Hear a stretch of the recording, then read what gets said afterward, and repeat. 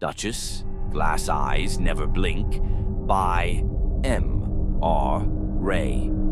Chapter 10.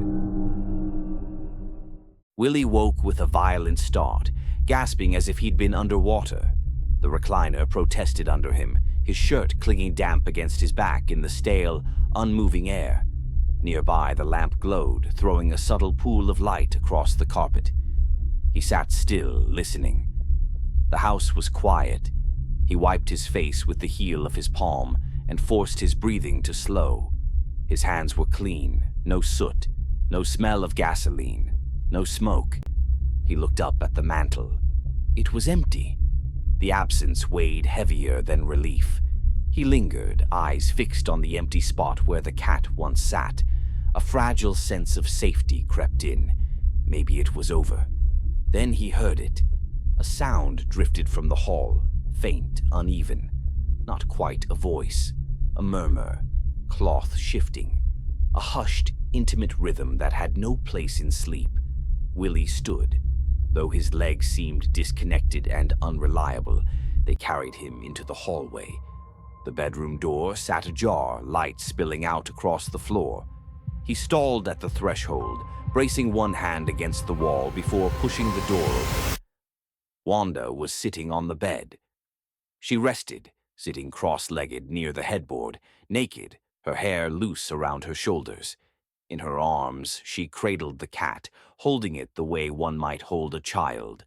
One hand stroked its back in slow, reverent passes. The other cupped its head, fingers caressing the base of its ears. She spoke quietly to it, words too soft to catch. "I'm sorry," she said quietly. "He doesn't understand. He never did." The cat rested against her chest, perfectly still. Willy tried to speak. His mouth opened, but nothing came out. His throat tensed until the effort hurt. Wanda leaned down and pressed her face into the cat's fur, breathing it in. She kissed the top of its head, lingering. "You're safe," she whispered. "I won't let him hurt you." The cat's glass eyes lifted. They locked onto Willy, unblinking, aware. His vision swam.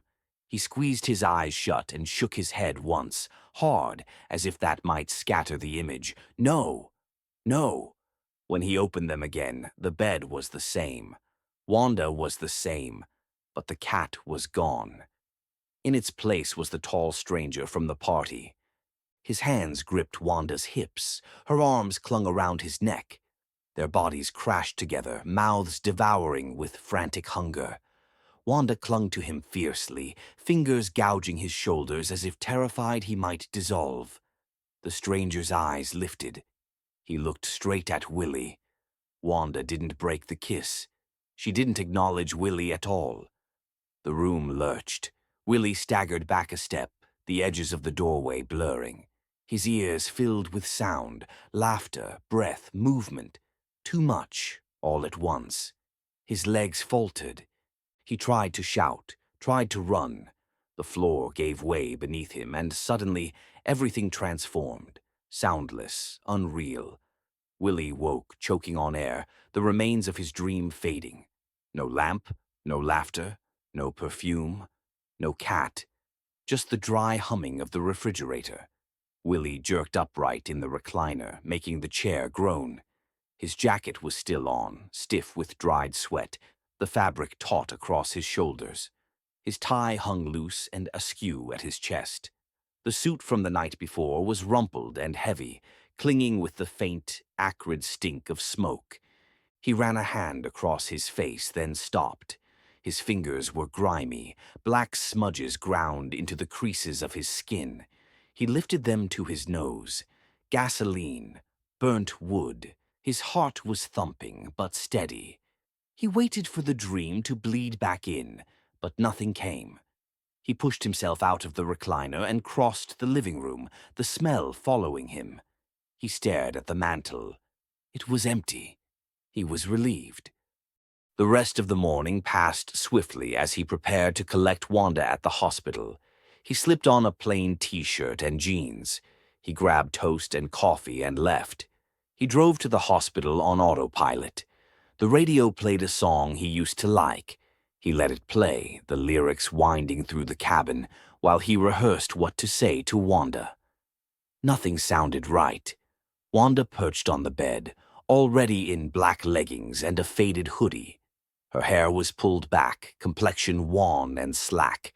She sat rigid, hands folded in her lap, eyes trained on a patch of wall as though she dared not look elsewhere. He stepped into the room and rapped the doorframe with his knuckles. Every word he had practiced on the drive died in his throat the moment he saw her.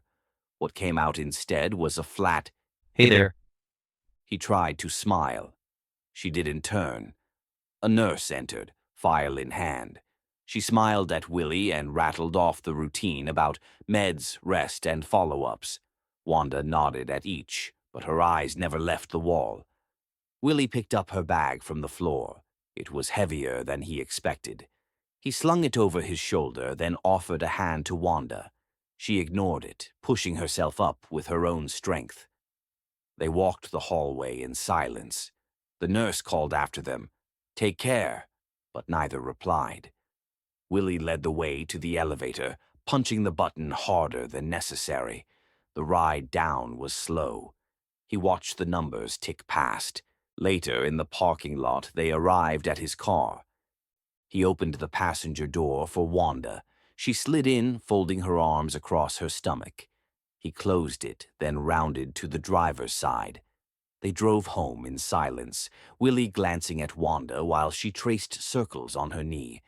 He wanted to say something, anything, but the words dried up. He kept both hands on the wheel and focused on the road.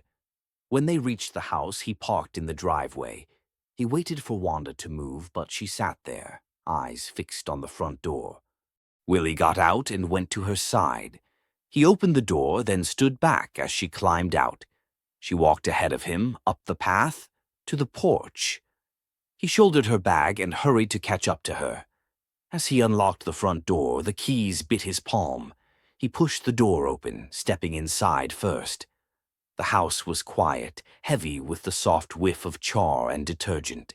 He scanned the living room. Couch, TV, scuffed coffee table. The mantel was empty, just as he'd left it.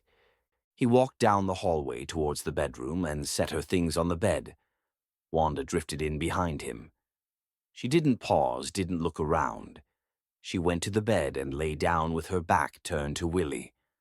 Willy stood in the doorway, wanting to say something comforting. After several moments, he sighed and returned to the living room.